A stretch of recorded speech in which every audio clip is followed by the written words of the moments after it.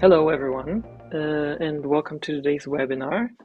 Maybe some of you remember me from previous webinars. I'm Matthias, and I'm a communications officer at the University of Gothenburg. And with me today, we have our student ambassadors, Yoonji and Carlo, and our colleague, John. So, this webinar today is all about what it's like to be a student in Gothenburg, and how to make the most of your student life here, your student time.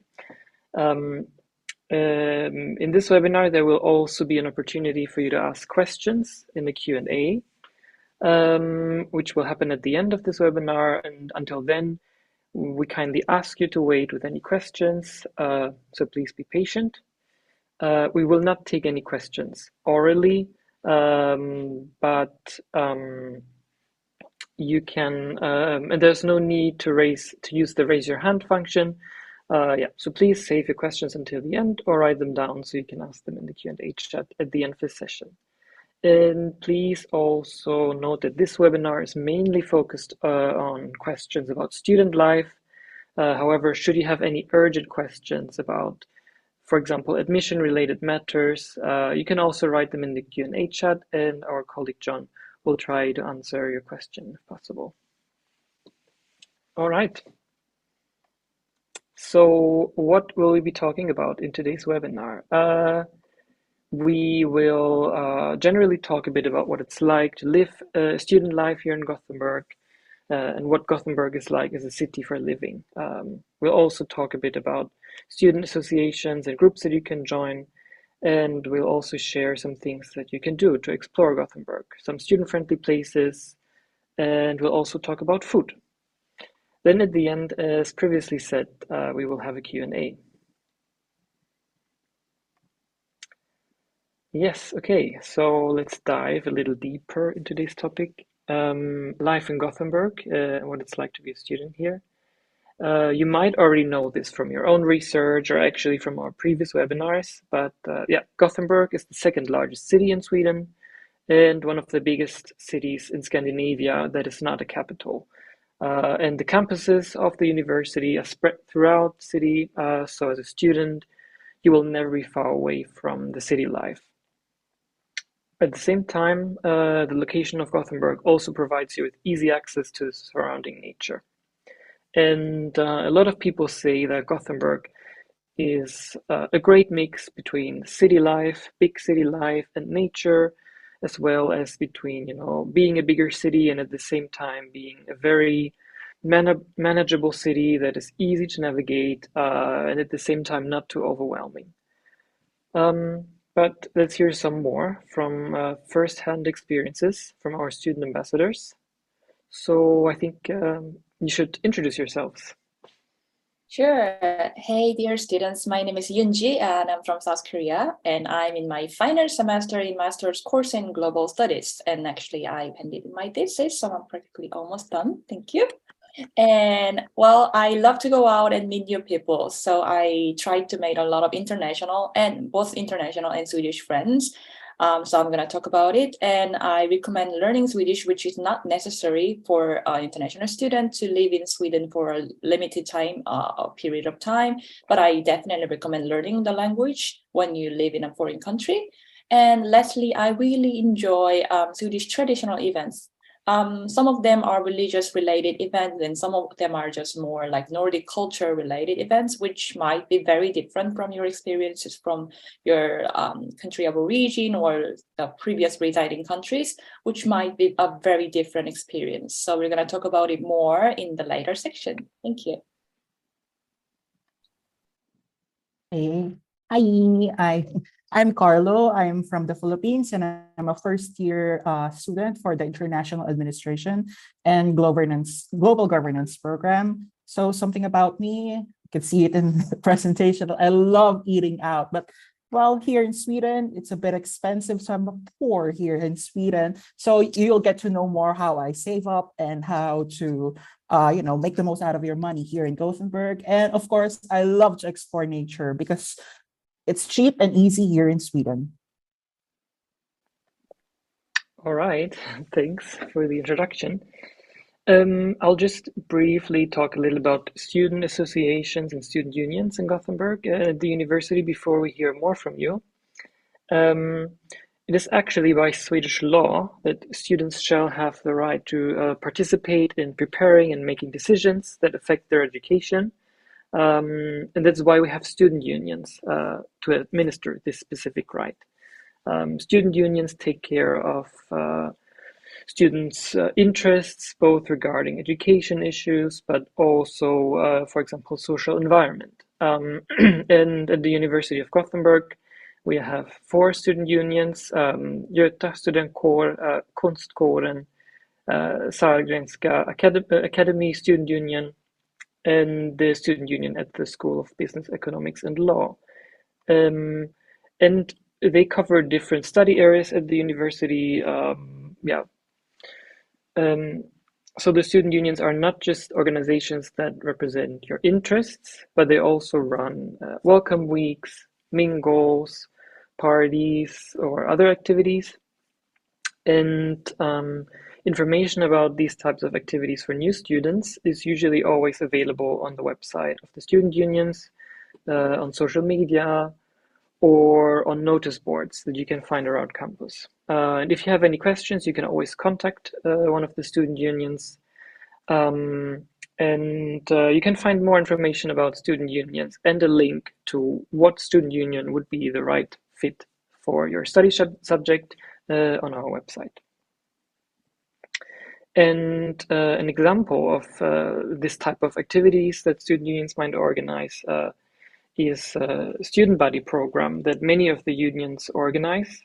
Student buddies are students at the University of Gothenburg who work on a voluntary basis to welcome international students.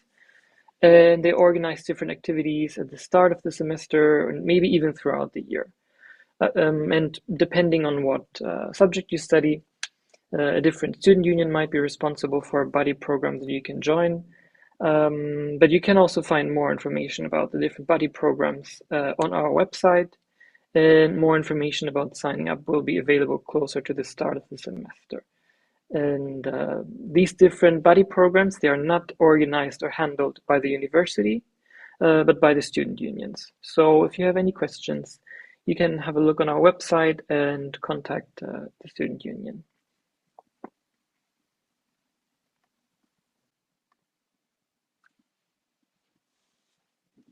Yeah, okay, so it's my turn now. So what can you do in your free time here in Gothenburg? So yeah, there are a lot of things to do here in Gothenburg. Particularly, I divide like can divide it into two. Like first is next slide is of course you could explore nature. So these are some of the pictures I took. I took the past year since I've been here in Gothenburg. So as you can see, there was this one time where the aurora borealis was seen from Gothenburg. So we took that chance, as well as since Gothenburg is a coastal city, you can spend a lot of time in the islands exploring it. And perhaps when it's warm enough, you could probably have a swim in the islands. But if you're adventurous, of course, you can also swim during the winter if that's what you want.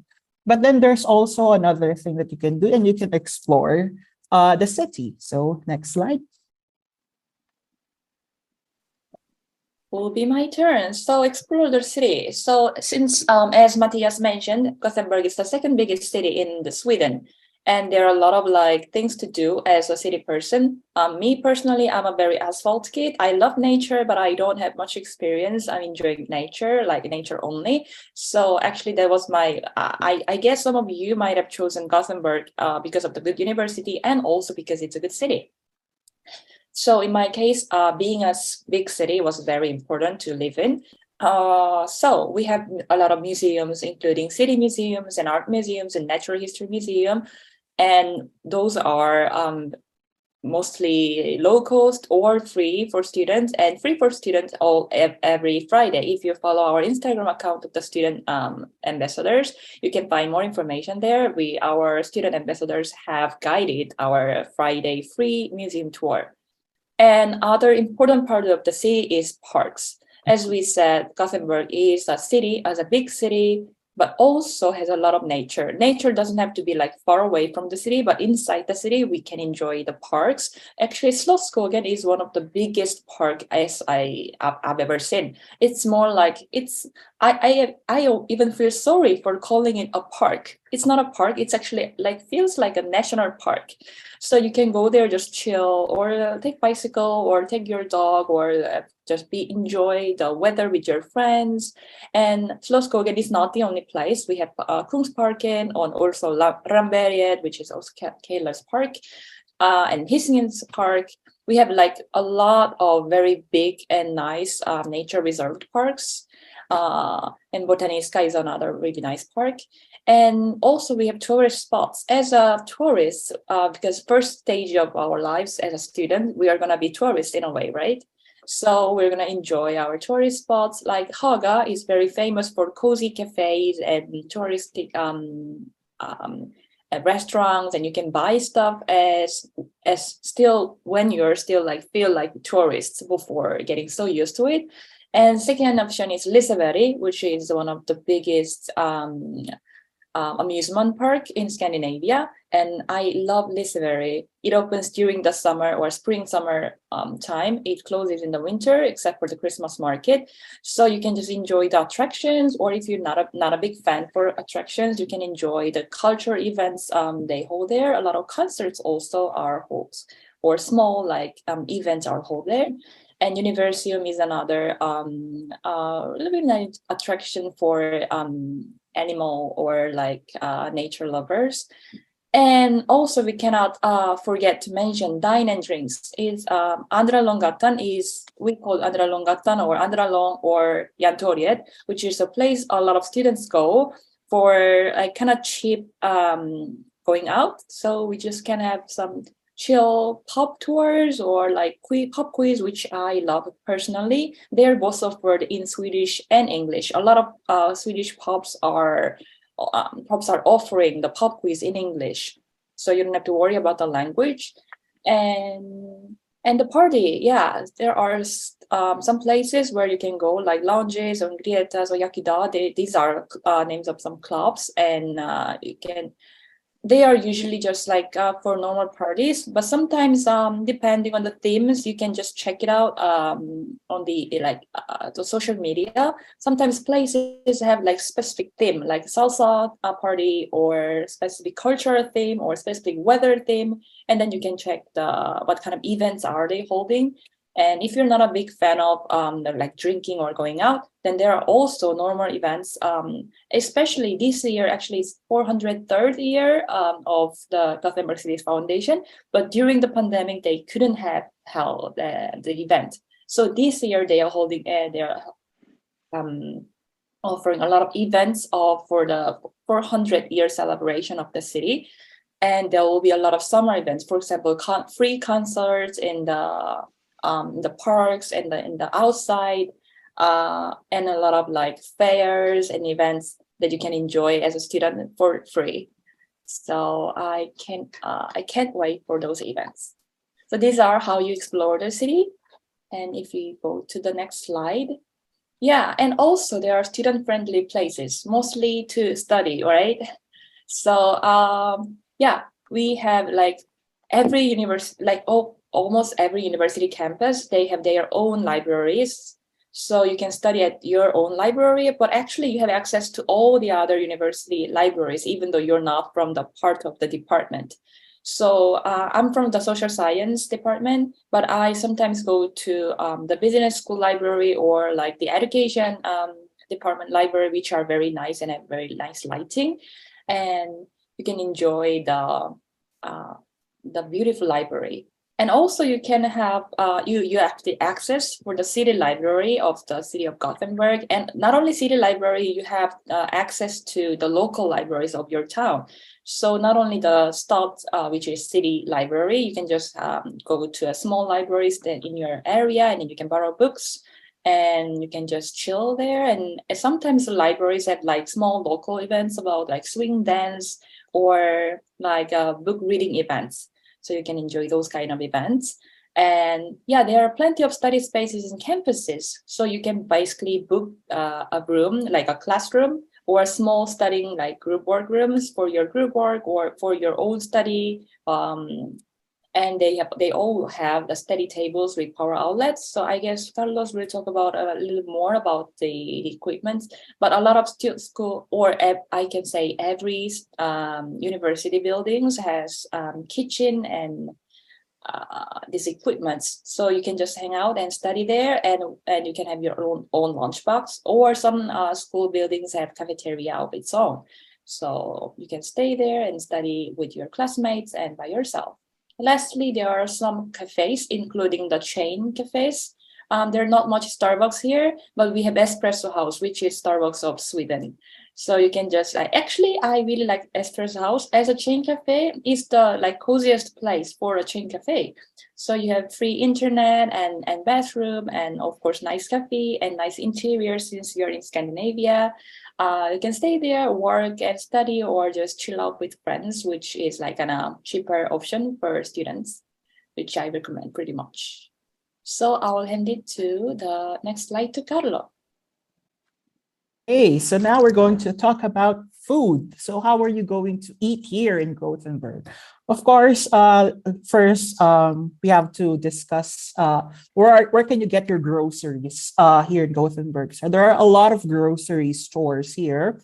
Particularly, there's in order of my personal preference, I like Willie's because they're one of the cheapest ones, and Lidl, of course. And if I have a bit of cash or if I have a bit of money, I go to Ika. But yeah, there's also Coop, which is very expensive. But if you want, you could go there. And there are also some specialty shops as well. So there is an Asian grocery store here in Nordstan called Saigon, and there are some halal and Indian groceries. I'm not sure about kosher though, but I've also seen an African grocery store. So there are a lot of specialty grocery stores here in Gothenburg, which you have access, where you can access different varieties of food, of course. And in campuses or in campus buildings, there are also cafeterias and cafes, and where you can buy your food, and the price is around 90 to 170 SEK. So that's 9 to 17 euros, a bit expensive. But I recommend, if you want to save up like me, is to bring your own food. So Yoonji discussed this already, but I just want to emphasize that you can bring your own food here in your packed lunch and dinner here in Gothenburg, and they have a lot of facilities for that. They have a lot of microwaves for you to heat up your food. There are also refrigerators where you can store your food. There are student pantries for each building here in the University of Gothenburg, which is kind of shocking. That's what's very new to me, and I find it nice. And there are also electric kettles where you can boil water and add it to your instant noodle or tea. Thank you, everyone, for joining today.